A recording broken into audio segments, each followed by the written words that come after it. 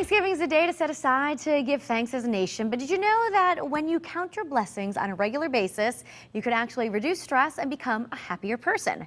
Life coach Lisa Nkonoki is back to talk about the importance of cultivating kindness through gratitude each and every day. Nice to have you back here, Lisa. Hello there. Gratitude's attitude. We should probably start by kind of focusing on not what we lack in our lives, but what we have to be grateful for. Well, too often, you find there's the givers and there's the takers. And I would love to see more people move to the giving. And when I say giving, it doesn't always have to be about money. It can be about, giving is something that you can do from within. You taking time for yourself to be with others, putting yourself in someone else's shoes. That's something I don't think we tend to think about. Maybe this time of year it tends to come because we see it, who doesn't have food or different things like that. But I think we need to think more on a more continuum about what happens in other people's lives on a daily basis. We always think we could do more and have more, but at the end of the day, if we lost everything, what would be really important to us and what would be important to someone else that was next to us? What could we help someone else with? That makes sense. And that is something that I try to do myself every day. I think about, wow, I'm on a plane, even though I might be tired and I don't like to fly. Yeah. I think, wow. It could be worse, right? It could be worse. Yeah, what an option. I was on JetBlue Mint recently. Oh my God, it was fabulous. And I had to think, this is something that I get to do that I'm grateful for. So gratitude is something I think that I do every day in my life. And people say, well, you're lucky. I say, no, I think it's just because I always think about how fortunate I am, how fortunate the people around me are, and just how far we've all come. Every day we can make a decision. We all have the same 24 hours. What do you do with your 24 hours? Are you just thinking about yourself, or are you thinking about how you can impact someone else's life positively? Positively. Are we infecting someone's life? Are we affecting someone's life? That makes sense. And you were just saying how every moment really does matter. Every moment matters. I think too often we spend time just taking for granted that we're going to be around tomorrow, the person next door is going to be around tomorrow.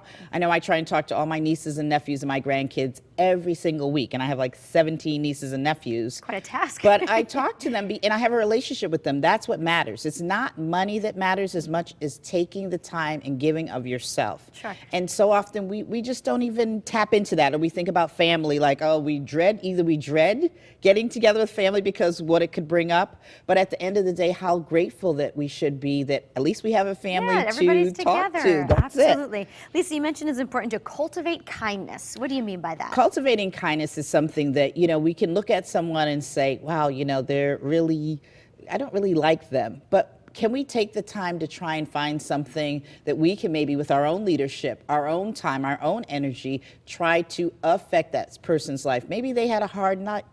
Maybe somebody was yelling at them. Maybe they're in an abusive situation. You kind of have to think about their circumstances. You have to think about it. You can't just judge and think that you know their situation, because how would you deal in that situation? I know a lot of my work happens with people who are sad around this time of year.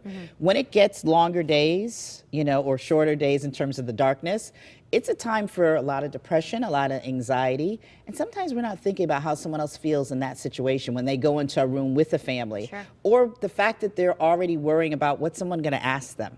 If you recently got divorced, if you recently lost a loved one, people are always wondering, how are you? Right. Maybe you don't know the answer to that question. People should just be okay with saying, I don't know. I'm just. Or not talking. I'm just making it. Yeah, I'm just making it day by day, and that's okay. But I think too often we're worried about what we're going to say to everybody else instead of just saying, you know what? I really don't know. I don't know how I feel, but I'm glad that I'm here on Earth. I'm glad that I'm able to walk and talk. Yeah. So I think once again, I think it's just having those positive conversations, even if you're feeling very negative. Being positive and trying to put yourself in someone else's shoes will help to prolong your life. And that's probably a good thing dealing with difficult family members, because we're all getting together this time of year, and sometimes you do dread it, but well, it's humor. I don't, I'm just saying. Yeah, but well, I always say, infect them with humor. I mean, I think one of the things that you have to do is, if that person, this was the last time I was going to see you, what is it that I want you to know? What is it I want you to remember about me?